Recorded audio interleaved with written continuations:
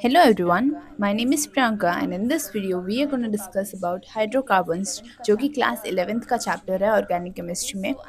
Okay, so I'm starting off this chapter. Now hydrocarbons. So basically the compounds which contain carbon with hydrogen.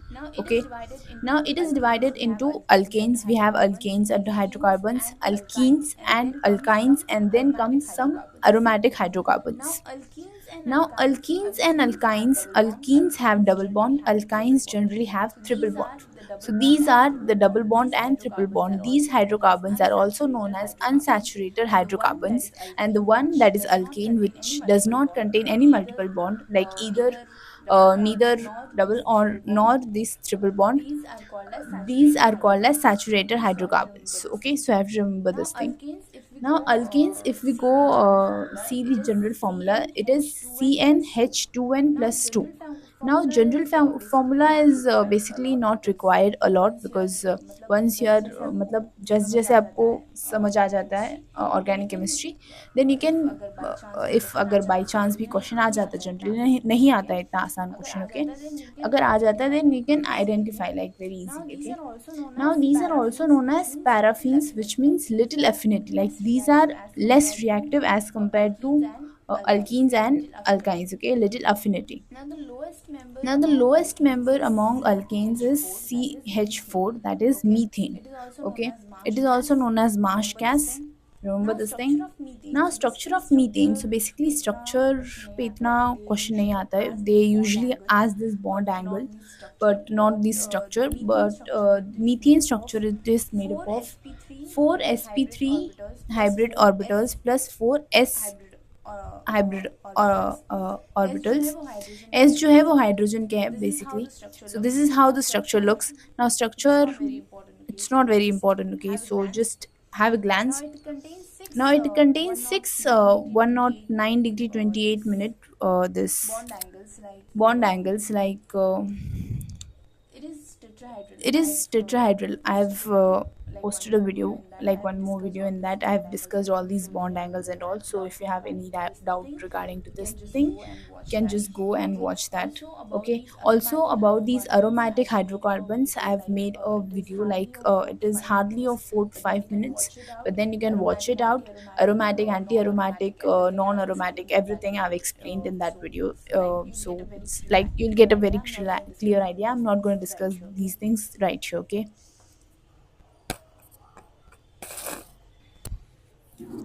also there is the structure of ethane. Again, structure basically not very important, but then ethane, the formula is CH3. Okay, so the bond length, like not need, do no need to remember that much, but then still like have a glance on the bond length as well. Between CC it's 154 picometer, and between CH it's 112 picometer. Okay, also if you have doubt regarding how ethane looks like or what is the structure basically, so I've written here ethane CH3, then CH3. Okay, now we'll start with preparation of alkanes. Okay, so first one, from unsaturated hydrocarbons. Now what I've said you about unsaturated, alkenes and alkynes are known as unsaturated hydrocarbons. Okay, so first method of preparation of alkanes is from unsaturated hydrocarbons.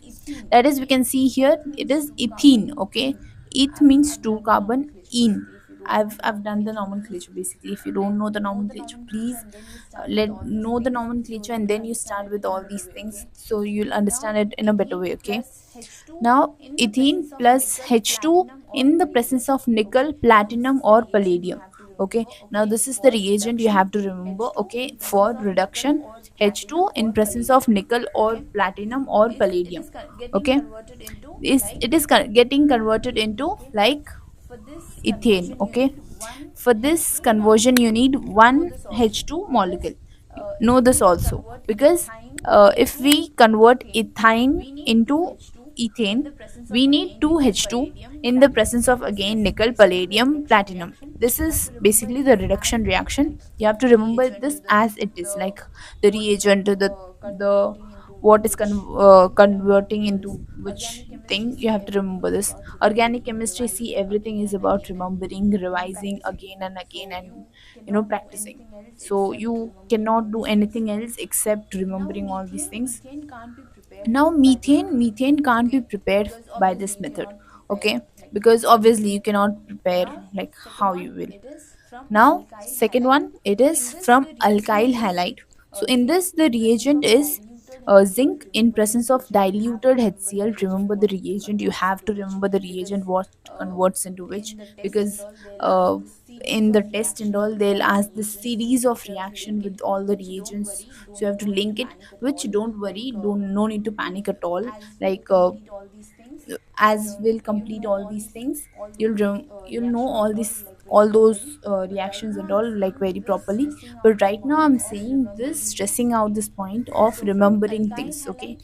So from alkyl halide, like this is basically chloroethane, okay, in presence of zinc H plus and H2.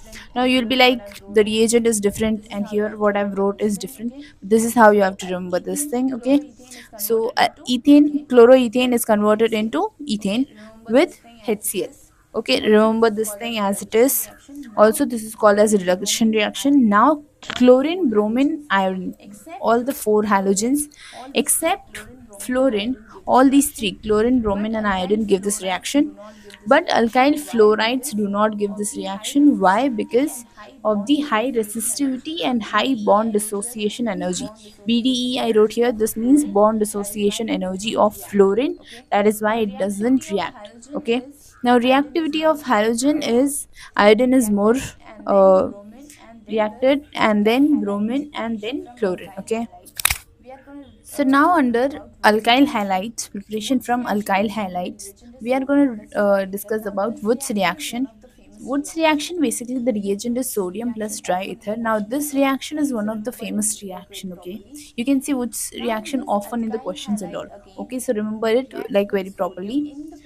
Now in this, alkyl halide again reacts with sodium in the presence of dry ether, and they give this symmetrical alkanes basically. For example, if bromoethane is reacting with sodium plus dry ether, it will give the product as n-butane. Like you have to just double the number of carbon. For example, if it is ethane, bromoethane, then the product will be n-butane, like 4 carbon. Then, if for example, the another example, if I take, it's bromoethane plus sodium plus bromomethane. Okay, if this we react with dry ether, then we can have these three possibilities. First, this bromomethane will give ethane. Okay, like it will double itself. It will give, I don't know if you understand of this, but this is like very simple, but I am not able to convey it very properly, I think so. But yes, bromomethane, it will give as ethane one product. Next, this uh, bromoethane, it will give as butane one product, and then these both it will be combining that ethane, bromoethane, and bromomethane. It will combine and give as propane one product. So whenever you get like these things, if you get one thing, like for example you are getting just bromoethane as reactant, then the product will also be one which is butane. If you get like these two unsymmetrical things, then you'll get more number of products. Now again, you cannot prepare methane from this reaction, okay. Also we have this one exception: 1 degree and 2 degree alkyl halides will give the product Wurtz reaction, but 3-degree alkyl halide won't give uh, What's reaction. Now 3-degree in the sense bromine, it's attached with carbon and it is attached to 3 carbons. So this is which we call as 3-degree. For example, in this bromoethane, bromine is attached to carbon, one carbon, which is attached to one carbon only. So this is 1 degree. Now this is here, it's 3-degree, okay. This doesn't undergo Wurtz reaction. When we react with sodium plus dry ether, it gives alkene, as a product. Okay, so you have to remember this. There will be certain reaction further also in which these 3 degree uh, if alcohol or 3 degree halogens, they won't generally give those reactions, and instead they usually gets converted into alkenes. Okay, so you have to remember this. One more point here is symmetrical alkyl halides give good yield of alkenes. Now in question they can ask you that which of the following alkyl halide, while reacting with sodium plus dry ether, gives good yield of alkenes? So in that you have to choose this symmetrical alkyl halides as the option. Okay. Fifth reaction, if we discuss this one more type of reactant, then it's cyclo like 1 comma 2 dibromocyclobutane. Okay, now nomenclature again you have to learn if you don't know right now, but this is 1 comma 2 dibromo uh, cyclobutane. Now nomenclature, please, if you don't know, kindly refer the previous videos of mine and then come. Then if we react these things with this cyclobutane with sodium in presence of dry ether, then we get this product.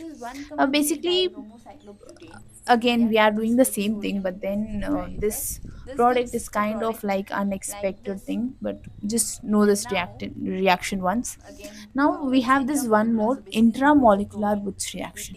Okay, now this is 1 comma 3 dibromocyclobutane. When we react this with sodium in presence of dry ether, this gives the product like this. And now again it's intramolecular, so basically both the bromine, we take it off and we form the bond between those two carbon only. This is intramolecular Wurtz reaction, not asked, like not asked at all. Okay, but still, like for your reference, just like these are also the possibilities of Wurtz reaction, kindly know it. Now third preparation process, this is from salts of carboxylic acid.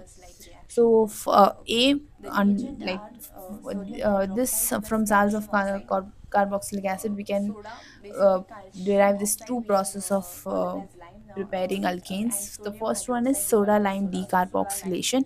Now again a very famous like reaction. Okay, the reagent are sodium hydroxide plus calcium oxide.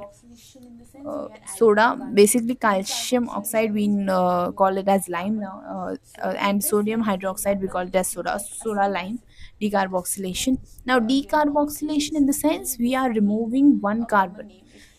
Carboxylation in the sense we are adding up the carbon. Decarboxylation means we are removing our carbon. So in this, like for example, if we take acetic acid, now this two again nomenclature, this is the basically a common name. If we say about the IUPAC name of this reactant, then it's ethanoic acid. But a very famous common name of this product reactant is acetic acid. If we react this with first sodium hydroxide, then we get this sodium acetate. Simply the H gets removed and Na plus takes place, like add up. We call it as sodium acetate. Now, if we react this sodium acetate with lime, that is calcium oxide, we get this methane. Now, one carbon less than whatever we had in reactant. Okay, in product we'll get one carbon less. For example, acetic acid has had two carbons. Okay, but then we got the product as methane, which has only one carbon, and this thing soda lime decarboxylation. Whenever you get this thing, remember decarboxylation, you have to remove one carbon from the reactant. Now the byproduct we get as Na2CO3, but in organic chemistry byproduct hardly they're asking it. Only in organic chemistry we need these byproducts. We have to remember byproducts also, but in organic there is no so much of need. Okay, now if one another example if I take, then C6H13COO minus Na plus. Again, if I react this reactant with calcium oxide, then I get as C6H14 plus Na2CO3. Now again you see this COO, this thing whole got removed, and then C6H13 instead of H13 we got H14. So remember this, remove one carbon and add one hydrogen. Okay, now the next reaction which comes is Kolb's electrolysis. It also comes under formation by uh, salts of carboxylic acid. Okay, it also comes under that only. So Kolb's electrolysis, basically, again, if you take an example of sodium acetate, here there is no reagent as such, like they will mention this Kolb's electrolysis. So if this sodium acetate undergo Kolb's electrolysis, the product we basically have, it's divided into two. Like at anode you get some product and at cathode you get some product. Now what is this anode cathode? You'll learn it like very in very detail in chemistry. This is the physical chemistry's chapter. So now no need to think so much about anode cathode, what and all product we get here. No, just remember it as it is, whatever I'm saying this. At anode you get this product of CO2 gas you get at anode, and this alkane whatever you get. Now basically from this Kolb's electrolysis you can prepare even number of alkanes only, like alkanes which contain even number of carbon, only that alkanes you can prepare. So if sodium as acetate, if we take now the COO minus Na plus CH3, this whatever I am explaining right now is this COO minus, this get converted into CO2, basically you remember like this.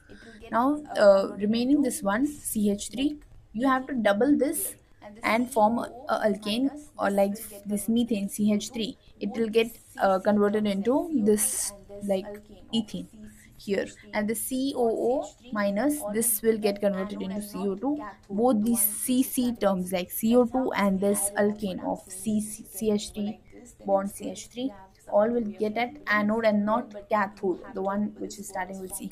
That is how basically I remembered. I'm saying this. If you can remember like this, then it's good. If you have some other way of remembering, well, but you have to remember this: what is formed at cathode, what is formed at anode. They'll ask this direct question. Okay.